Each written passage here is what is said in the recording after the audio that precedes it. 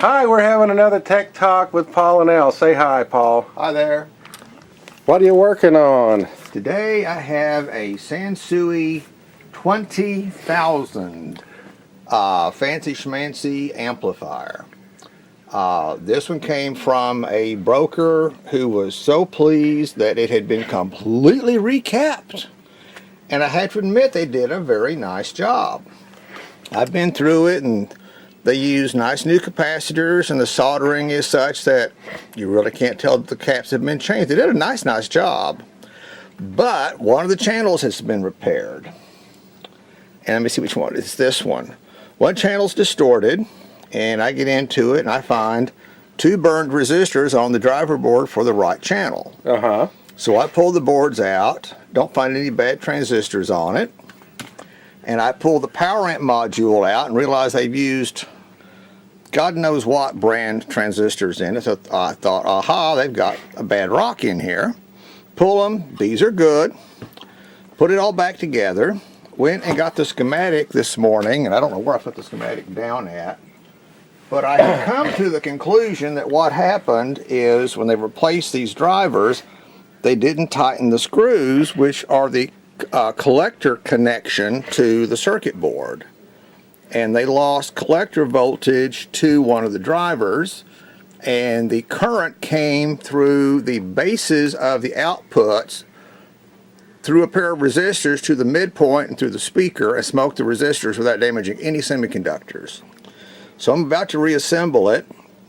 I have soldered the screws in, made sure the washers were clean, torqued the nuts down, and went to this other board, made sure that its nuts were tight, and they weren't. That may be all it was. So I'll know shortly whether this is going to run or not. But I have to admit they did a nice job with the recapping. You can't tell they had the whole dang thing apart and replaced every cap in it. They are a little nuts about replacing resistors. I mean, they put new sandblock resistors in a number of places that I'm not sure I would have bothered with that. And a new protection relay. It's a nice touch.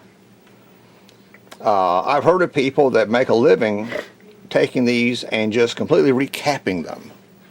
And people pay outrageous amounts of money for a recapped amplifier. Well, it's not a bad idea. It's an awful lot of work. But I was surprised to see they recapped this one and did a very pretty job. I'll give them credit. They even defluxed the boards when they were through. Usually they leave a ton of, black on the board. Yeah. Did a nice job. But I'll know here shortly whether this is going to smoke again or not. I think it'll probably work. But it's a booger to tear down. Yeah, getting that high output section. Getting this thing apart, there's a circuit board buried in here with the emitter resistors on it. I thought, well, the way it sounds, I've got an emitter resistor open, probably connected to a shorted output. Now, they're fine. Transistors checked. Put it all back together. I've got to reassemble it. Everything plugs in, thank goodness. So we'll see in a little while whether this is going to work or not. But that's this evening's project, is to reassemble this, put it on the amp meter, and flip the switch and hold my breath and hope that it doesn't smoke. Okay. But that's interesting. That's a big-ass amplifier. How many watts is it? 100 and some odd a channel. I think it's 80. It's got 3 output transistors per half, a 6 output transistor channel. It's usually in even numbers. This has 6 instead of 2 or 4. It's kind of odd. I figured it had a driver and 2 outputs, but no, that's an output, all 3 of them. But a little hard to get to the emitter resistors, and the schematic shows a transistor in there that I don't see. And there's a transistor on this board that's in the bias regulation circuit that they don't show on the schematic. So there's some variations. Oh, let me do a little piece on a very troublesome little booger. This will be my tip of the day. There's a little transistor, no, excuse me, not transistor, a little diode. It's a little ball with, it's usually reddish brown with a dot on it, called a D1212. It's a double diode, 2 diodes in series.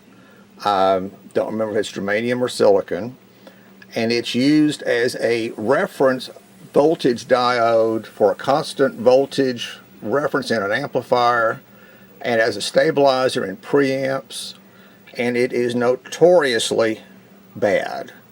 One person I looked at on the internet says anything you see with those diodes in it, replace them because they are probably your problem.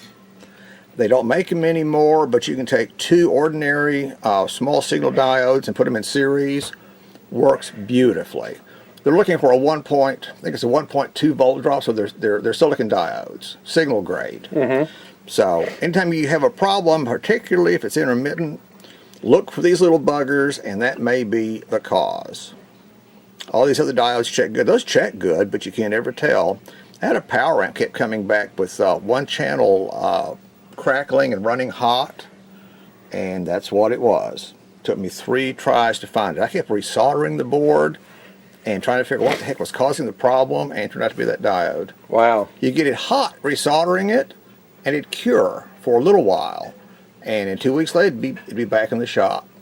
So you go on the internet, you learn a lot of stuff from other people who have made the same mistakes that you're about to make. So I'm going to pass that one along. Look out for those little diodes, D1212. D1212 diode problem. Yeah. And is it just in this stereo? Or Oh no, they're in all the Japanese stuff in the 70s. Okay. All the brands, they all used it, and they are notoriously troublesome. But look what a nice job they did with the capacitors. All clean and neat. Oh, something else I'll point out. A lot of the manufacturers use this glue to glue larger components down, and this glue is still clear and hasn't darkened. But if this glue, sometimes it's clear, sometimes it's yellowish. If these glue around these capacitors and resistors, if it turns dark or black or becomes crusty, it can be conductive and corrosive. Anytime you've got older boards, particularly boards that get hot from power supply heat, that glue will turn dark and become conductive and corrosive. We've had it eat the copper circuit traces off of boards at Sony years ago, or cause leakage between traces, cause all kinds of problems. Anytime you find that, get you some lacquer and a scraper, lacquer thinner and a scraper, and clean that out of there, because with time it will get conductive and break down. That's the one thing they didn't do, was get that glue out of there, and I'm religious about getting that glue out, and they left that behind. But other than that, it's a nice job. I was really surprised that the soldering looks that good. I mean, I don't solder that good anymore, but that really looks nice. These edge connectors are a pain too. They can cause a lot of problems. We got 2 tips for today. Yeah. Well, thank you, Paul. You're welcome.